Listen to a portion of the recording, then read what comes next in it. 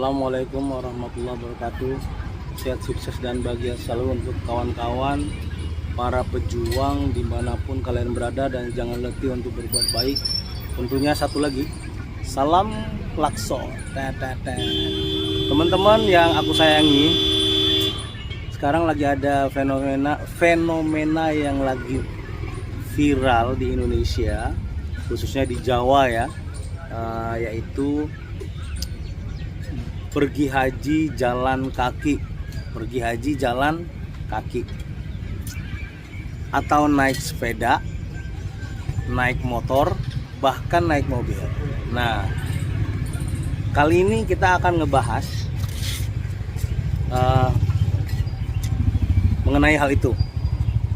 Karena apa, teman-teman? Ini informasi buat teman-teman yang mau melakukan perjalanan darat berangkat haji ke Mekah dari Indonesia. Pasti dia lewat wilayah India. Dia touchdown dulu di India. Setelah di India dia masuk ke Pakistan, kalau dia bisa masuk Pakistan. Tapi kalau nggak bisa masuk Pakistan, dia bisa langsung ke Dubai pakai pesawat, atau dari India tuh langsung ke Oman pakai pesawat juga ya. Tapi biasanya dia masuk Pakistan dari India lewat perbatasan. Jadi sebelumnya itu kenapa perlu kita bahas. Kita bicara mengenai yang pertama, kita ngobrol mengenai naik haji jalan kaki. Teman-teman, sepanjang aku berada di India, hanya satu kali ketemu orang yang naik haji jalan kaki. Itu sekitar 7 atau 8 tahun yang lalu lamanya ya.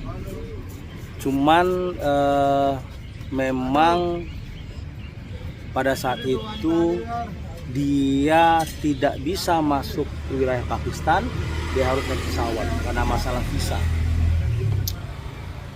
Itu sekali ya. Nah, sekarang fenomenanya muncul lagi nih, teman-teman.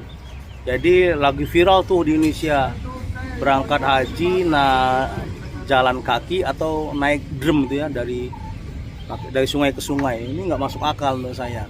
Nah, kalau yang berjalan kaki masih masuk akal, tapi perlu diketahui, pertama, dia ini harus memiliki dokumen perjalanan yang komplit, yang lengkap. Dokumen perjalanan yang lengkap itu apa? Ada yang diperlukan oleh pihak-pihak imigrasi di negara-negara yang mereka lalui. Apa itu? Yang pertama paspor, kedua visa, ya kan? Paspor dan visa ini menjadi elemen penting, syarat yang utama untuk dia ini melakukan perjalanan. Jadi kalau misalkan di Indonesia dia sudah melakukan perjalanan dari daerahnya, mau nyebrang gitu ya, mau nyebrang ke, katakanlah nyebrang melalui Singapura lewat Batam gitu ya. Dari Jawa kan di jalan kaki itu berapa ratus kilometer, lalu berapa jam, berapa hari. Nah, mereka ini kan biasanya pakai banner biar orang tahu gitu dia ini mau ke berangkat haji. Tapi coba teman-teman tanya dulu sebelum kita ini meyakini.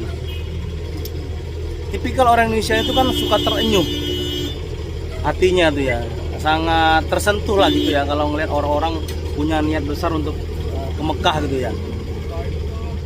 Langsung aja tuh ngasih salam, ngasih uang, santunan. Tapi menurut saya itu jangan dilakukan dulu sebelum syarat utamanya itu diperlihatkan. Tanya, bapak ini mau kemana? Mau ke Mekah ya, sesuai dengan bannernya ya. Udah punya paspor dan visa? Kalau katanya belum, itu pasti scam, bohong dia. Tapi kalau dia punya paspor dan visa, oke. Jadi yang perlu diperhatikan adalah gini, Kalau dia bilang visa nggak perlu, paspor saya ada, visa nggak perlu. Gini jawabannya. Kalau negara-negara ASEAN iya, negara-negara seperti Malaysia, Thailand, kan dia masuk tuh kebanyakan ke Malaysia dulu atau Singapura ya, dua ini. Dari Batam dia masuk lewat pakai ferry, kapal ferry, lalu masuk ke KL kata, ke ini, ke Malaysia. Itu oke lah, dia nggak punya visa, tapi dia punya tinggal terbatas tuh, meskipun nggak ada visa. Kalau nggak salah 30 hari ya. Dalam 30 hari itu dia harus nyebrang tuh. Nah, di situ sampai di situ nggak apa-apa, dia nggak punya visa. Tetapi yang perlu diperhatikan adalah gini. Dulu nih ya, sebelum ada kasus Rohingya ini, orang-orang yang berangkat haji lewat darat, jalan kaki, naik sepeda, motor, itu dia bisa dari Kuala Lumpur, dari Malaysia, dia nyebrang ke Thailand dia ke Myanmar, bisa tuh. Jalur darat terus tuh. Karena apa? Dari Myanmar itu dulu ada jalur darat bisa masuk ke wilayah Northeast India. Ya kan? Nah, Northeast India. Tapi sekarang sudah diblok jalur itu, nggak bisa masuk karena ada kasus Rohingya. Karena pemerintah India khawatir kalau India itu jadi tempat migrasinya orang-orang Rohingya dari Myanmar. Jadi ditutup lah itu, nggak bisa lagi masuk orang-orang Rohingya di sana. Akhirnya berdampak ke mereka yang melakukan perjalanan haji lewat darat ini. Jadi aku pastikan mereka tuh nggak jalan kaki, nggak lewat darat. Setelah mereka sampai Malaysia masuk ke Thailand, pasti mereka naik pesawat. Nggak mungkin nggak naik pesawat tuh. Dibawa, kalau dia jalan kaki dia langsung terbang, kalau dia mau sepedanya di-pack, motornya juga dikirim gitu ya, nyampe lah dia ke India. Bisa masuk Kolkata, dia bisa masuk ke New Delhi, tergantung dia jalur tiket yang dia beli.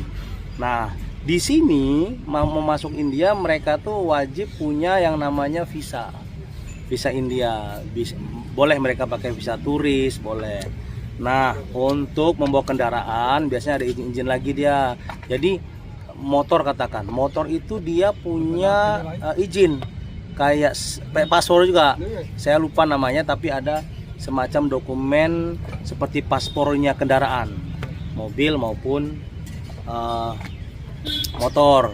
Kalau yang jalan nggak perlu ya kan. Nah, sekali lagi teman-teman, mereka ini nyampe di India wajib punya paspor, kalau nggak punya paspor dan visa. Kalau nggak bisa bakal balik lagi nggak bisa masuk ke wilayah India. Itu satu masalahnya. Oke, anggaplah mereka ini punya dokumen-dokumen tersebut. Kendala apa lagi nih yang dihadapi di India? Pertama dua. Yang pertama cuaca. Kalau dia masuk di musim dingin, maka dinginnya ekstrim banget tuh. Bisa sampai -1, -2 puncaknya ya. Apalagi kalau mereka masuk ke wilayah Northeast, wah itu udah freezing banget tuh. Nah, kalau mereka masuknya lewat menggunakan pesawat tadi dari Thailand ke Kolkata atau ke Mumbai, itu nggak terlalu dingin lah. Mungkin kalau puncak dinginnya itu bisa 2 atau 3 derajat Celcius. Nah, tapi teman-teman, kalau mereka masuk musim panas, gila banget, berat banget tuh perjuangan mereka tuh di India. Biasanya sebagian dari mereka menggunakan saya nggak bilang mereka bohong ya, maksudnya mereka menyesuaikan dengan kondisi juga. Kalau terlalu panas ya naik bus juga gitu ya, menyesuaikan lah, kereta juga selama di India.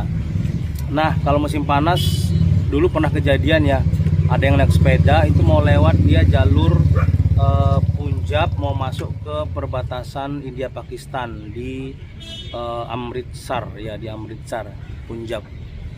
Itu sebelum nyampe ke perbatasan dia udah collab dulu karena panasnya minta ampun. Dia hubungin kita, minta tolong, akhirnya kita kita evakuasi. Setelah dia oke, kondisinya mantap, kita saranin. Dia sebenarnya sudah punya visa masuk ke Pakistan, tapi kita saranin karena kondisi seperti ini sebaiknya by flight aja. Akhirnya dia by flight. naik dia by flight. Waktu itu dia ke Oman, nah ke Oman ya. Ya lancar lah perjalanan pada saat itu, tapi tidak sepenuhnya menggunakan sepeda. Ini perlu kita pahami. Sekarang udah nyampe, mungkin udah nyampe di Saudi. Tapi yang perlu teman-teman pahami adalah masuk di negara-negara yang kita lewati itu ada dua kategori. Yang pertama bisa menggunakan visa yang diperoleh secara online, diurus duluan. Bisa juga on arrival visa ya, VOA istilahnya, visa on arrival, yang jenis visa ini bisa kita berkunjung dulu sampai imigrasi kita urus gitu ya, biasanya 30 hari. Nah itu negara-negara yang sudah ada kerjasama seperti negara-negara Arab tuh, sudah ada negara Arab kayak Oman, Dubai, Emirat Arab ya. Jadi bisa menggunakan VOE, tapi selebihnya dia harus urus visa. Jadi kuncinya adalah paspor dan visa. Jadi teman-teman, itu yang maksud saya harus menjadi catatan kita semua. Jadi nggak semudah, digonggong aja gitu.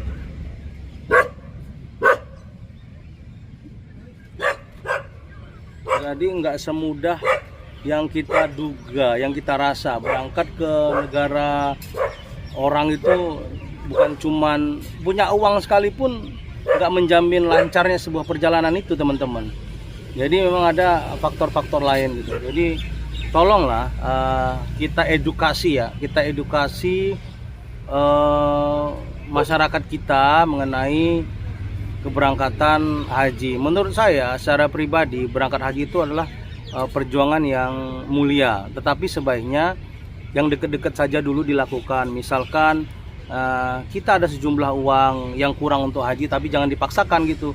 Jumlah uang itu bisa dimanfaatkan untuk apa? Untuk keluarga yang nggak mampu, yang sakit, tetangga yang anaknya nggak sekolah. Saya rasa dampaknya lebih positif. Tapi fenomena ini dimanfaatkan oleh orang-orang yang tidak bertanggung jawab. Contohnya yang banyak berseliweran di Instagram, Facebook, TikTok ya, itu yang hanya tujuannya untuk mendapatkan sumbangan dari masyarakat, kemudian untuk mengumpulkan subscribers. Jadi ini sangat-sangat tidak beretika sekali ya gitu, mengatasnamakan agama, tujuannya mulia, tapi maksud sebenarnya yang terselubung itu hanya untuk kepentingan pribadi. Jadi masyarakat Indonesia sebaiknya jangan awam-awam juga lah untuk memahami mengenai kunjungan ke syarat-syarat mengenai untuk berkunjung ke negara-negara ke luar negeri. Simple aja kuncinya. Kalau kalian ketemu dengan orang yang mengaku mau berangkat haji jalan kaki, naik sepeda, motor, tanya dulu apa tanya begini, punya paspor dan visa enggak? Udah gitu aja. Kalau enggak, bohong mereka. Kemudian satu lagi teman-teman, ada yang mau berangkat haji jalan kaki sama anaknya gitu, sama anak istri. Ini anak itu biar dia sekolah gitu ya. Jangan ada yang bawa anak kecil gitu ya. Kalau dia proper persiapannya sih oke. Misalkan naik motor pun ada pertimbangan. Misalkan perlengkapannya oke, secara finansial oke, dokumen oke, enjoy aja. Tapi tidak mengganggu sekolahnya gitu. Ini enggak. Ini sekolahnya aja jalan kaki itu kan harus berhari-hari, berbulan-bulan gitu ya. Bagaimana dia ngurus sekolah yang ditinggalkan anaknya? Apa mungkin anaknya nggak sekolah? Kan ini nggak benar teman-teman. Jadi anyway, segitu dulu pembahasan kita hari ini. Intinya kita harus lebih cerdas lah memahami dan menganalisa situasi hal-hal yang viral di Indonesia, termasuk berangkat haji lewat darat. Ada juga yang berhasil, tapi kebanyakan yang berhasil ini mereka memiliki dokumen imigrasi atau dokumen perjalanan yang lengkap. Teman-teman, aku sering ngobrol mengenai hal-hal yang update di Indonesia maupun di India. lokasinya di tempat-tempat pinggir jalan begini aja, karena memang aku sering nongkrong-nongkrong di pinggir jalan, di trotoar sambil minum chai, minum teh India, dan berbaur dengan masyarakat setempat. Makasih teman-teman udah mampir di channel Pejuang Rantau India. Dan teman aku di sini banyak. Sering bercanda juga. Ya udah, makasih teman-teman. Di belakang ini ada Raja. Kami berbeda agama, dia agamanya Hindunya pun Hindu nggak jelas dia nih. Dia nyembah tokoh tokoh politik India. Ada yang di belakang sana tadi aku manggilnya Motu atau si gendut. Banyaklah teman-teman belakang. Kita berbeda agama semua tapi sering nongkrong di tempat yang sama. Kita masyarakat kelas bawah di sini ya, termasuk saya juga. Makasih kawan-kawan udah mampir di channel Pejuang Rantau India. Kita saling berbagi informasi yang positif. Jangan letih untuk berbuat baik. Salam kelakson.